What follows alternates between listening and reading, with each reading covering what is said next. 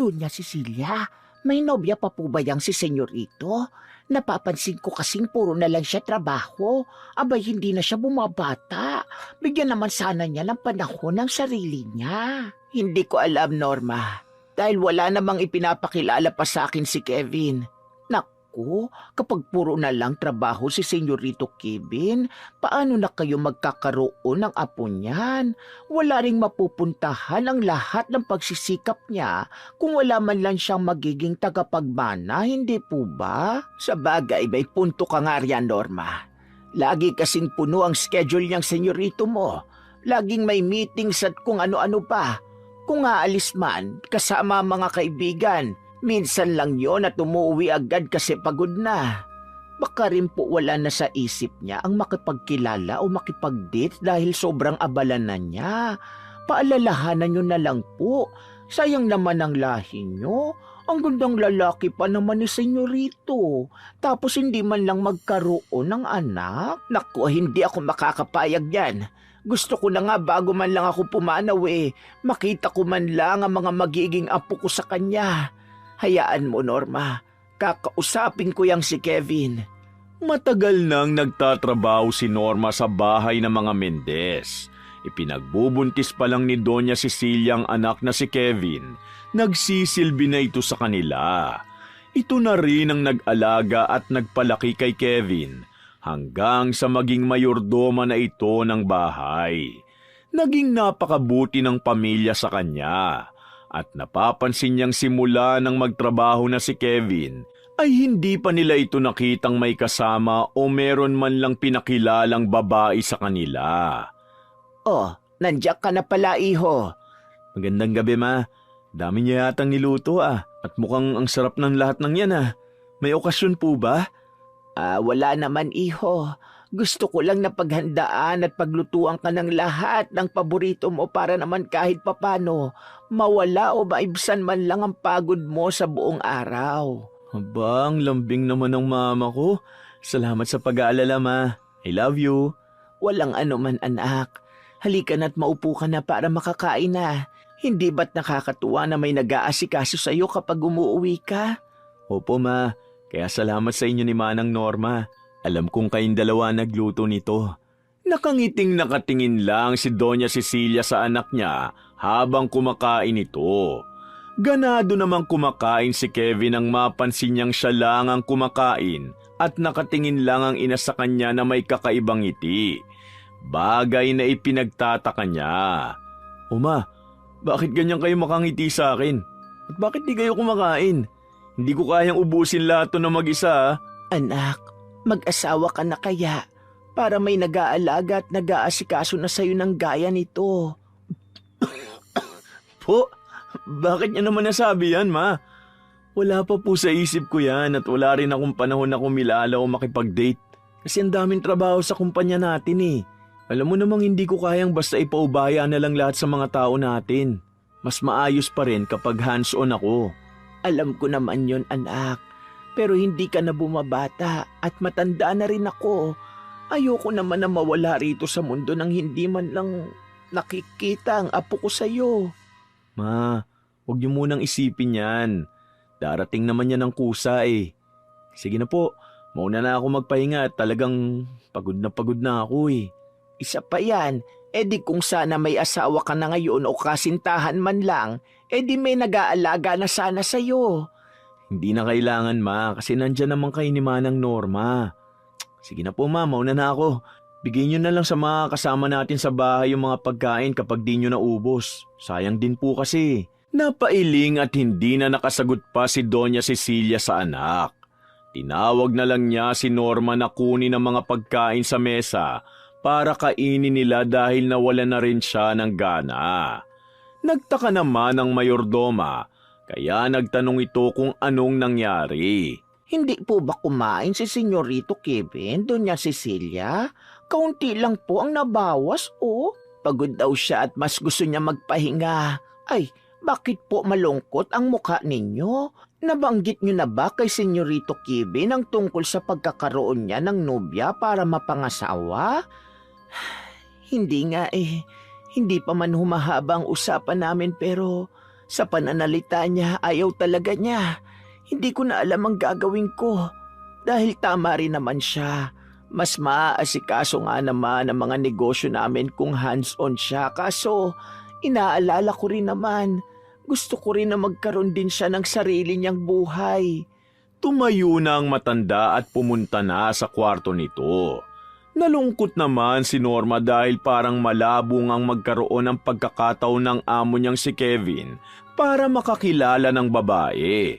Pinuntahan niya na lang ang mga kasambahay sa kusina para utusan ng mga ito na magligpit na. Kaso, naabutan niya ang mga ito na kinikilig habang hawak ang kanilang mga cellphone. Uy, anong nangyayari sa inyo dyan, Jet? Para kayong nasilihan sa puwit dyan at para kayong kitig-kiti habang nakangiti dyan sa cellphone nyo. Ano bang meron? Kinikilig lang ako rito sa LDR ko, nakachat ko, Manang Norma. Gusto na lang kasi niyang magkita kami. Pero sabi ko, sa unang pagkikita namin, dapat sa bahay ng mga magulang ko. LDR? Kachat? Tika, makikipagkita ka sa taong hindi mo pa nakikita ng personal? Manang Norma, kaya nga po LDR, di ba? Ibig sabihin, hindi mo talaga kilala yan tapos makikipagkita ka na? Paano pala kung masamang tao yan? Kaya nga po sa bahay ng magulang ko, nung kami magkikita para malaman ko agad kung seryoso ba talaga siya o hindi. Paano mo ba nakilala yan? Ang layo nyo pala sa isa't isa. Sa dating app po. Heto po, Manang Norma, oh. Bakit? Maghanap po ba kayo ng magiging jowa rin? Tika, paano ba yan?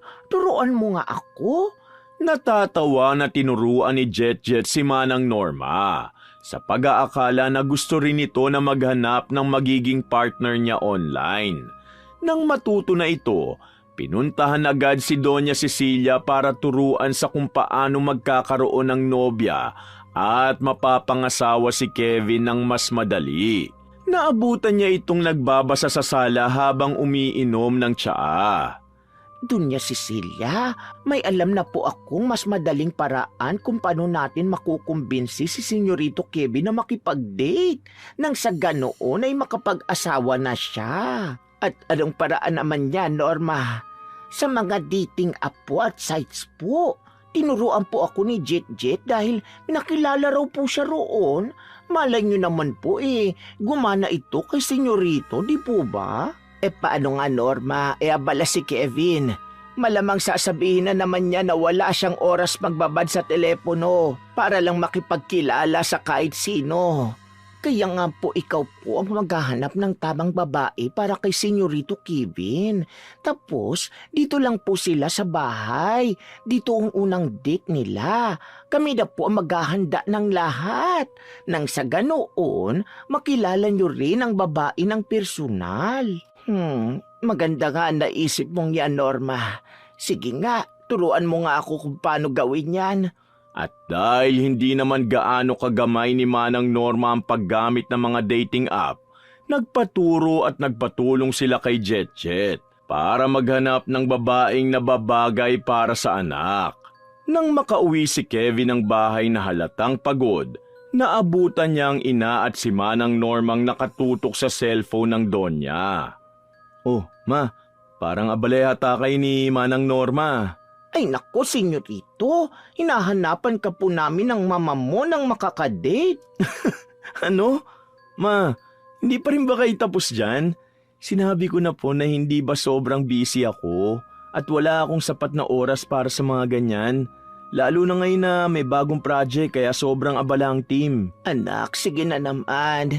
Hindi ko naman to ginagawa para sa sarili ko Ginagawa ko ito para sa iyo. Gusto ko rin na magkaroon ka ng sarili mong pamilya. Kailan mo pa ba iisipin yon kapag napaglipasan ka na? Kaso nga mama, alam mo naman na halos puno na ang schedule ko.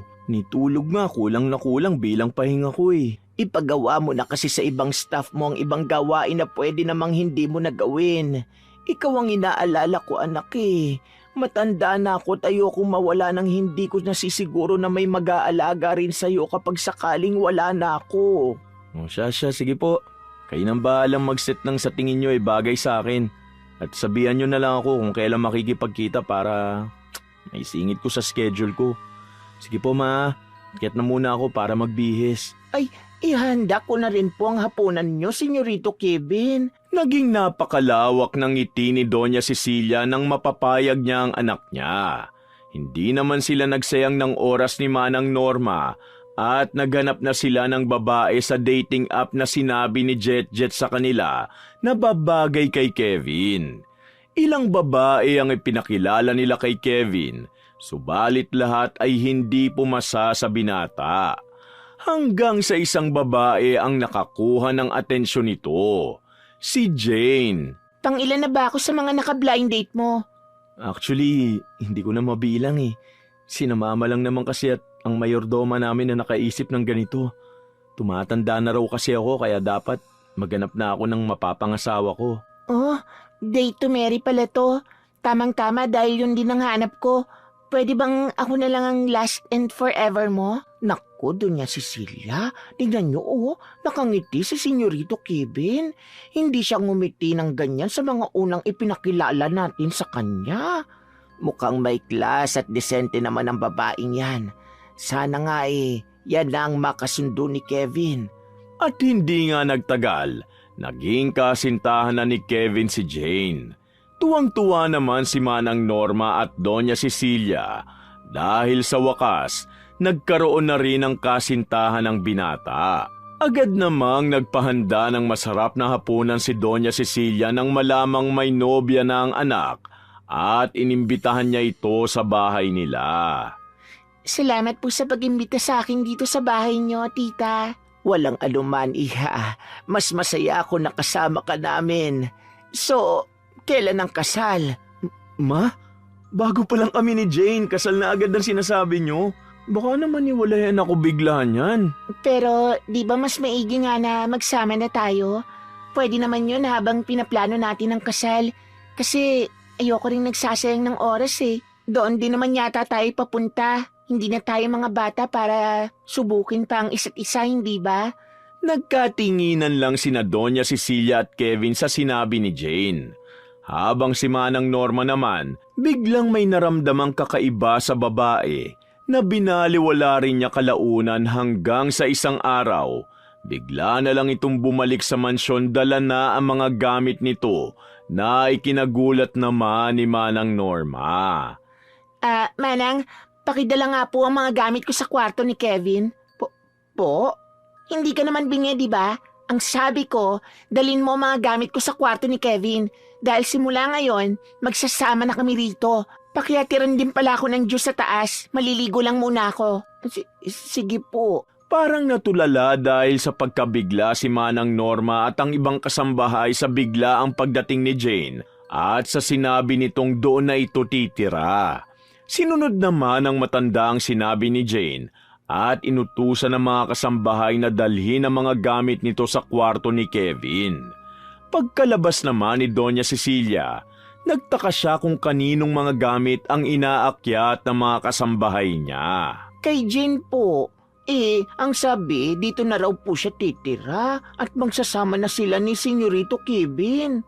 Baka naman nag-usap na sila ni Kevin dahil sa akin wala namang problema kung dito siya titira. Pakidalan nga ako ng tsaa sa may hardin, Norma. Salamat ha. Pagkatapos namang maligo ni Jane, bumaba na ito at hinanap ang ina ni Kevin. Sinabi naman ni Manang Norma na nasa hardin lang ito, kaya pinuntahan agad niya. Sumunod din si Manang Norma sa kanya na ikinataas naman ang kilay ng babae. Oh, Manang, saan ka pupunta? Doon po sa inyo ni Doña Cecilia. Para saan? Doon na lang po kayo sa kusina, Manang. Ayoko na may nakikinig sa usapan ng iba. Naiintindihan niyo ba? Sige po, naintindihan ko po kayo, ma'am. Nabigla si Manang Norma sa kung paano siya kausapin ng babae, kaya tulala itong pumunta ng kusina dahil yun ang unang beses na may nagsalita sa kanya ng gano'n na parang walang respeto. Hindi niya pa yun naranasan sa tinagal niyang nagtrabaho sa bahay na yun. Oh, ano nangyari sa'yo, Manang? Bakit parang natulala ka dyan? Sa tinagal-tagal kong naninilbihan sa bahay na ito, Jet, hindi pa ako nabastos ng ganon kahit ni Senyorito Kevin. Po, ano po ba nangyari? Ang nobya ni senyorito na si Jane, pinaalis ako dahil baka makiusyuso lang daw ako sa pag-uusap nila ni Doña Cecilia. Unang kita ko pa lang sa babaeng yan, Manang Norma, parang may ugali na talaga eh. Naku, kawawa si senyorito kung yan ang mapapangasawa niya. Saglit na napaisip si Manang Norma. Siya pa naman ang panay sulsol kay Doña Cecilia na hanapan ng magiging asawa si Kevin. Ngunit mukhang madedehado pa yata. Naisip niyang baka hindi naman talaga masama ang ugali ng babae, kaya naman pinakisamahan niya pa rin ito. Ma'am Jane, wala ba kayong gustong ihanda para kay senyorito para sa hapunan? Bakit? Katulong ba ako rito? Hindi ba trabaho niyo yun? Opo, pero hindi po ba mas matutuwa ang senyorito kapag may niluto kayo na para sa kanya lang? Paglalambing po yun. Di ba nga gusto niyong maging asawa ni senyorito Kevin? Lutuan mo na lang siya ng paborito niya at titingnan ko mamaya sa kusina kung maayos ba ang gawa niyo. Sige po, uutusan ko na ang mga kasambahay na ihanda ang mga kakailanganin para makapagsimula na kami. Sinunod nga yun ng mayordoma. At nang patapos na magluto ang mga kasambahay kung saan si Manang Norma pa ang nag-asikaso, pumasok na lang bigla si Jane sa kusina hilang nobyo na si Kevin at sinabi rito na naghanda siya at ipinagluto ang binata ng paborito nitong pagkain na labis namang ikinatuwa ng lalaki. Pagkatapos ay umalis na ang mga ito na ikinatulala nila Manang Norma. Naku Manang, parang akong kinakabahan sa babaeng yan ah. Bago pa lang sila ni Senyorito Kevin pero sinungaling na. Sinabihan ko nga iyan kanina kung gusto ba niyang ipagluto ang senyorito. Pero ang sabi, tayo na lang daw tapos sasabihin niyang siyang nagluto. Ay di bali na, makikilala naman ni senyorito ang timpla ko. Sa bagay, sige Manang, ihanda na muna namin ang lamesa. Sa hapunan, ibinida ni Jane ang kanyang pagluluto kuno para kay Kevin na ikinatuwa naman ng labis ni Doña Cecilia. Ngunit nang tikman ito ni Kevin, nagtaka siya kung bakit kalasa nito ang timpla ng kung paano ito lutuin ni Manang Norma. Parang timplada lang ni Manang Norma ang gawa mo ah. Parehong pareho. Kasi si Manang ang nagturo sa akin ng timpla na gusto mo eh. Hindi ba Manang Norma? Ha? Upo, senyorito. Ganun nga po ang ginawa ni Ma'am Jane kanina. Hindi alam ni Manang Norma kung bakit hindi niya nasabi ang totoo. Matapos niyang sabihin yon, ninitian siya ng peke ni Jane at pinuntahan siya pagkatapos ng hapunan. Kinausap ngunit sa sarkastikong tinig. Manang Norma, salamat sa pagtatakip mo sa akin kanina ah. Pero wag na wag mo sasabihin kay Kevin na hindi ako nagluto ron. Naintindihan mo ba, Manang? Opo, ma'am. Masusunod po. Lumipas ang mga araw at linggo na ipinapakita ni Jane sa nobyong si Kevin at sa ina nito na mabuti siya. Ngunit pagdating sa mga kasambahay at kay Manang Norma, biglang nag-iiba ang ugali niya. Isang araw, nakita ni Manang Norma na may inilagay ito sa inumin ni Doña Cecilia. Ma'am, ano pong nilalagay niyo sa tiyaan ni Doña Cecilia? Nilagay? Wala akong ilalagay ah. Huwag kang gumagawa ng kwento, Manang. Heto, dalin mo kay Mama at may pupuntahan pa ako. Pero ma'am, hindi ko po trabaho ito. At kaninong trabaho yan sa akin? Sino ba ang katulong dito? Ako ba o ikaw? Sige po, ma'am. Ako na po ang magbibigay kay Doña Cecilia. Ngumiti nang nakakaloko si Jane nang makita niyang dinadala ni Manang Norma ang tsaa na nilagyan niya ng langis na may itim na orasyon. Hindi talaga umalis ang babae ng sandaling yon, bagkus ay nasa kwarto lang ito ni Kevin at nagsasagawa ng orasyon at ritual. Samantala, nang maihatid ni Manang Norma ang tsaa sa amo, nagkunwari siyang natalisod sa harap nito para sadyang matapon ang tsaa. Naku, natapon ko ang tsaa Doña Cecilia. Ay, gagawa na lang po ako ng bago. Ayos lang, Norma. Huwag ka na mag-abala pa. Ayoko ng kahit anong inumin ngayon. Nga pala, tignan mo itong binigay sa akin ni Jane na sweater, oh. Siya lang daw ang nagganchilyo nito eh. Ay, Doña Cecilia, Wala po ba kayong napansin na kakaiba kay Ma'am Jean? Wala naman, Norma. Bakit? May problema ba sa kanya? Wala naman po. Baka kako may napapansin lang kayong kakaiba sa kanya. Dahil hindi na talaga maganda ang kutob ni Manang Norma kay Jane, binabantayan na niya ang bawat kilos nito. Napapansin niyang sa tuwing may ibinibigay itong inumin, pagkain o kahit na ano sa mag-ina, may pinapatak siyang langis dito. O di naman kaya, may tila binubulong ito sabay ihip ng hangin sa mga inaabot o binibigay niya. Makalipas ang linggo mula nang dumating siya, bigla na lamang nagkasakit si Doña Cecilia. Norma, tawagan mo ang doktor ko at papuntahin mo siya rito sa bahay. Upo, Doña Cecilia. Huwag kayong mag-alala, Mama. Aalagaan ko kayo. Ako ang personal na mag-aalaga sa inyo hanggang sa gumaling kayo. Maraming salamat, Iha. Napakaswerte namin ng anak ko sa'yo. Ang kaso po, hanggang ngayon ayaw pa rin akong pakasalan ni Kevin. Lagi siyang abala sa trabaho niya. Hayaan mo, Iha. Kukumbinsihin ko siya. Narinig ni Manang Norma ang pag-uusap nilang yon at nakita rin niya ang kakaibang ngiti ng babae sa sinabi ng matanda. Samantala, napansin din ni Norma na parang laging lutang at wala sa wisyo minsan si Kevin. Lalo na kapag kausap nito si Jane, na animoy parang nahihipnotismo. Oh, Manang Norma, ang layo naman yata ng isip mo. Nasaan na yung amo mong hilaw? Si Ma'am Jane po ba ay pumasok po agad sa kwarto nila ni Senyorito Kevin matapos po niyang painumin ng gamot si Doña Cecilia. Hindi talaga maganda ang pakiramdam ko sa babaeng yan, Jit. Bantayan mo ang kilos na at kapag umalis yan ng bahay, tingnan mo nga kung may kakaibang gamit yan na tinatago sa kwarto nila ni Senyorito. Ay masama talagang kutob ko sa babaeng yan eh. Bakit po, Manang? Di ba nung una gusto niyo naman yan? At gusto niyo na rin po mag-asawa si Senyorito Kevin? Oo nga, pero gusto ko yung matino at tsak na magiging mabuti para sa kanya. Inobserbahan ni naman ng Norma ang bawat kilos ni Jane at tinitignan ang mga gamit niya kapag wala siya at naglilinis sila ng kwarto nito ni Kevin. At doon, may nakitang maliit na aklat sina Manang Norma at Jet. Agad na kinuna nila ito ng litrato at pinatignan nila sa isang manggagamot. At doon na sila kinilabutan nang malaman nilang ang laman ng libro na yon ay para sa pangungulam. Manang, di kaya kinukulam ng babae niyo sina Senyorito Kevin at Doña Cecilia? Kasi simula nang dumating siya, nagkasakit na yung matanda eh.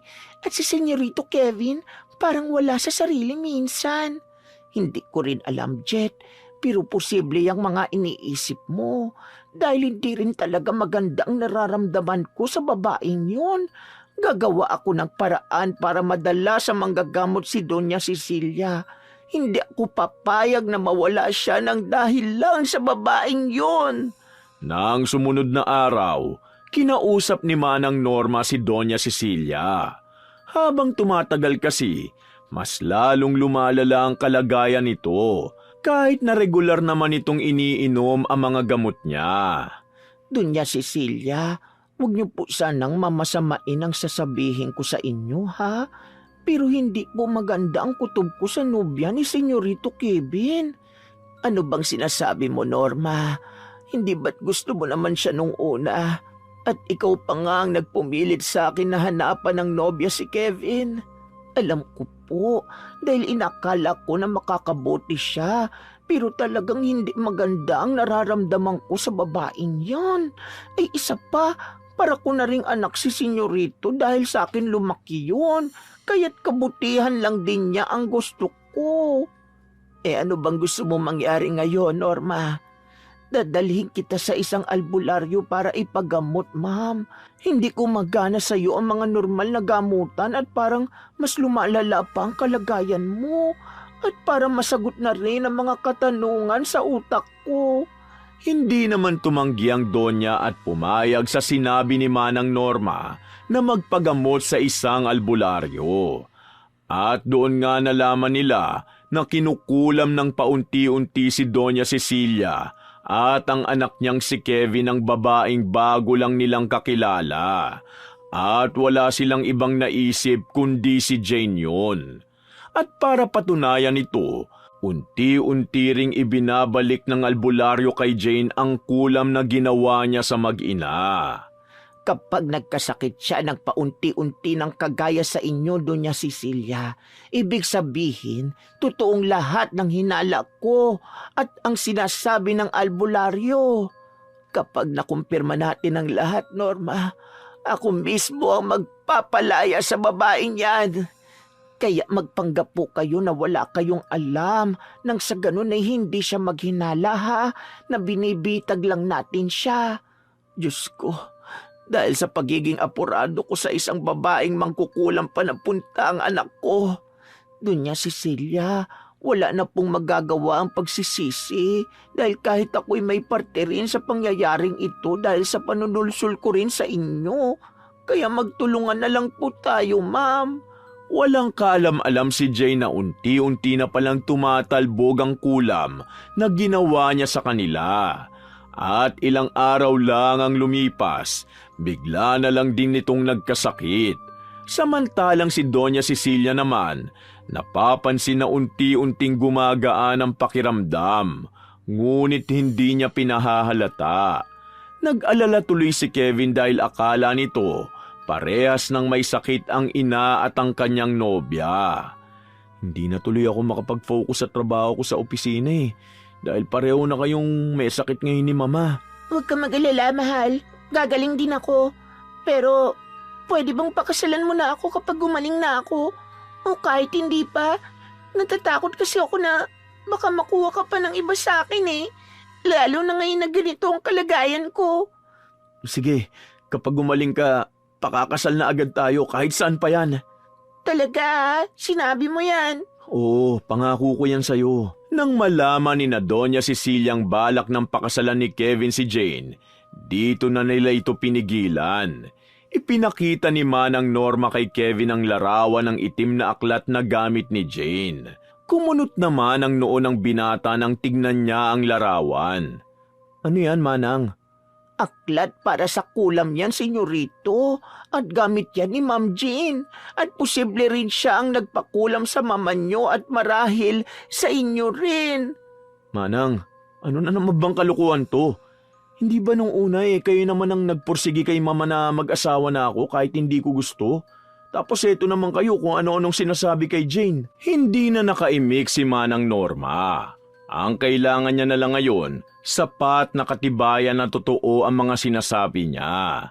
Naging mabilis naman ang paggaling ni Doña Cecilia na sa halip ay ikinatuwa ni Jane, ipinagtaka pa nito. Nakita kasi nila ito ni Kevin na nakatayo na at masiglang nag-aalaga ng mga halaman niya sa hardin. Ma, magaling na po kayo? Kailan pa? Nitong bago lang, anak. May tiyaan na kasi akong hindi iniinom. Hindi ba, Jane? Po? Oh, ba't parang gulat ka yata na gumaling ako? Hindi ba dapat masaya ka dahil gumagaling na magiging biyenan mo sana? Ma, di bang sinasabi niyo? Pareho na kayo ni Manang Norma na hindi magandang tono ng sinasabi kay Jane. Dahil ayoko sa babaeng yan, Kevin. Ayokong maikasal ka sa kanya. Mama, ano po bang sinasabi niyo? Mahal, baka may problema na sa isip ang mama mo at hindi pa talaga siya gumagaling. Sinasabi mo ba na nasisiraan na ako ng bait? Tinawag ni Doña Cecilia ang kasambahay niyang si Jetjet na dali-dali namang lumapit sa kanya. Nagtaka naman si Kevin sa ikinikilos ng ina samantalang si Jane naman nagsimula ng kabahan at nanginginig habang nakahawak ng mahigpit sa kamay ni Kevin. Ma, ano ba nangyayari? Anak, hindi kasi magiging kapanipaniwala ang lahat kapag walang katibayan, hindi ba? Kaya bago ako magsabi ng kahit ano, dapat may ebidensya na muna. Mahal, baka sinusulsulan na naman ni Manang Norma ang mama. Yan naman lagi ang nakakasama niya At ramdam kong ayaw sa akin ni Manang. Kaya kung ano-anong sinasabi niya sa mama mo. Iha, wala pa si Kevin sa mundo, nagsisilbi na si Norma sa amin. Kaya kung may paniniwalaan man ako sa inyo, Malamang siya yun. Yun na nga eh, ginagamit niya yun laban sa akin. Jet, bilisan mo na, ano ba? Ilang sandali pa nga, dumating na si Jet. Kinuha nito ang cellphone niya at ipinakita ito kay Kevin. At doon nakita ni Kevin na may nilalagay ito sa iniinom nila ng mama niya at kinakain. May parang binubulong din ito sa inumin at pagkain. At higit sa lahat, narinig niyang sinabi ni Jane na oras na magtagumpay ang kulam niya at pinakasalan siya ni Kevin. Makukuha niya na ang lahat ng yaman ng pamilya nito. May sa demonyo ka ba? Umalis ka rito sa bahay ngayon din. Kevin, hindi totoo ang lahat ng yan. Ginagawan lang nila ako ng kwento. Ayoko nang marinig lahat ng paliwanag mo. Umalis ka na rito sa pamamahay namin ngayon din. Nga pala, Iha, nararamdaman mo na ba ang balik ng ginawa mong kulam sa akin? Yan ang ginawa mo na binalik lang ng 3 beses ng manggagamot sa'yo. Paano ba yan? Mas mauuna kang mawawala sa akin. Kita nila ang panginginig sa takot ni Jane. Agad itong umakyat sa taas ng kwarto at kinuha mga gamit niya at dali-daling umalis ng bahay na yun. Hindi naman makapaniwala si Kevin na mangkukulam pala ang babaeng napili ng ina niya na naging nobya niya at balak pang pakasalan. Ganun pala. Hindi ako makapaniwalang mangkukulam ang girlfriend ko. Anak, patawarin mo kami. Lalo na ako. Kung hindi ka namin pinursige na magkaroon na ng kasintahan para makapag-asawa ka na, hindi siguro mangyayari ito. Pasensya ka na, Senyorito Kevin. Ako ang nagsulsul sa mama mo na hanapan ka na lang namin, na mali pa tuloy ang nakuha namin.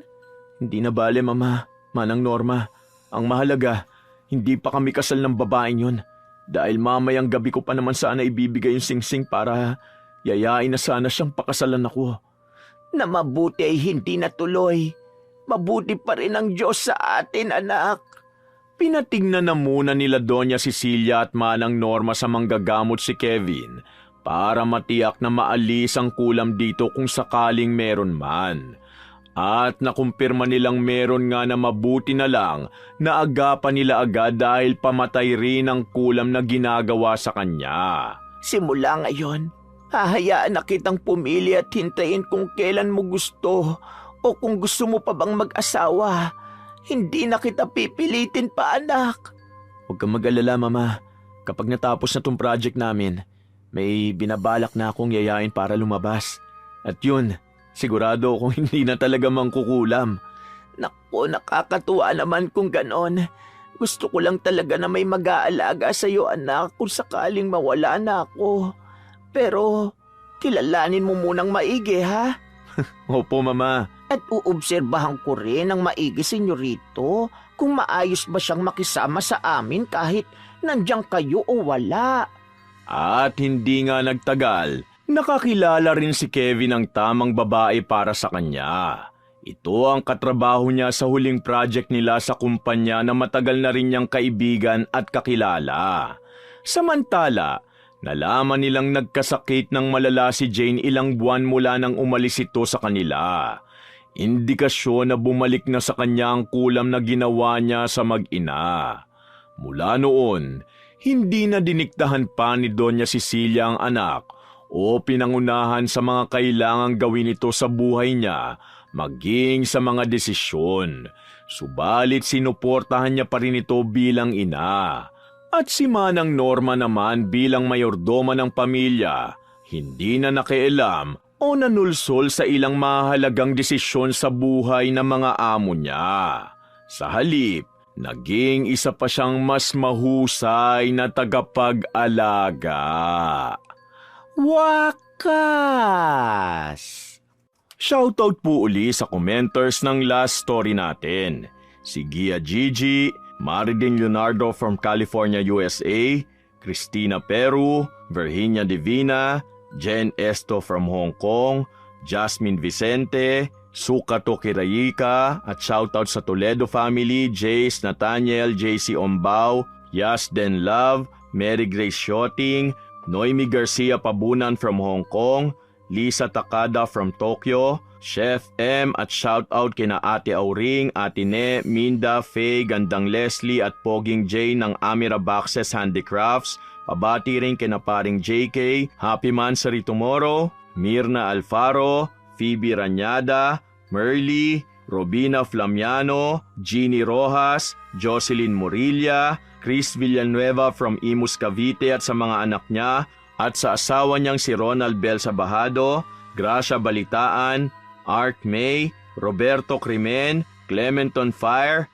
Kim Bara, Filipina Palsario, Erlinda Tonelada, Weng Orasyon, Vivian Baterbonia, Kimpoy Feliciano at Beth Mercado. Maraming salamat po at pagpalain tayong lahat ng puong may kapal.